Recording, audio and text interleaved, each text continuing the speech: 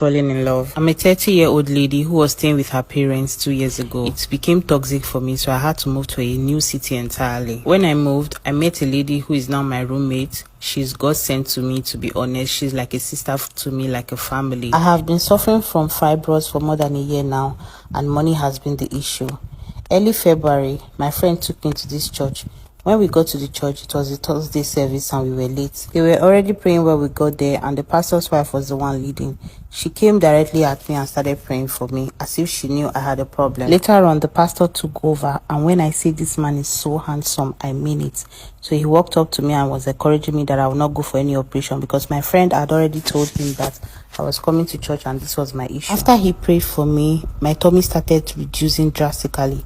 I went for a scan and fibroid was gone. Our house was a bit far from the church. Transport is like 1k, and at that time I wasn't doing much. My roommate was not doing much as well. We were going to church regularly prior to when things got really hard for us. We couldn't even afford to eat, let alone go to church. A few weeks passed by, I didn't go to church. So the week I went to church, just before entering this church, I saw my pastor and he asked me why I have not been coming.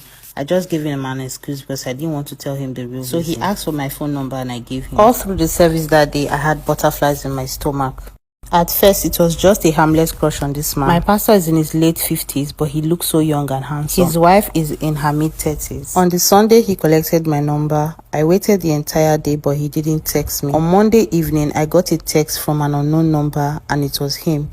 We chatted a little, and at first it was giving biblical vibes. Even me, I started saying to myself, what was I even expecting, Seth? The next day I was down, not because of our conversation, but because of the woman I was doing a job with. She ran away with my money. The total was 200k, and 150k was for my rent, which was going to expire in few days' time. That Monday afternoon, the pastor texted me and was asking if I was okay. I told him I was fine, but he didn't believe me. He kept persisting that I was not fine, that his spirit was telling him that I was not okay. So I opened up to him and told him about the contribution money. The woman ran away with my money and my rent was expiring. So he asked me to send my account number. Honestly, I thought he was going to bombard me with biblical words. This man sent me 300k and told me to tell my roommate not to bother about her own 150k.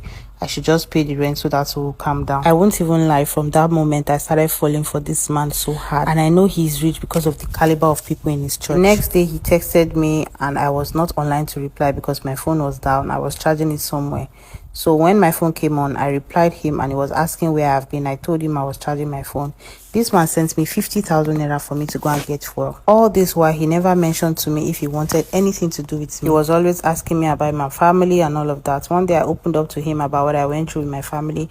So he asked me to come and see him in church the next day. I was so happy because I finally thought that we were going to do something. I went to church to see him and he only prayed for me and talked about family, nothing else.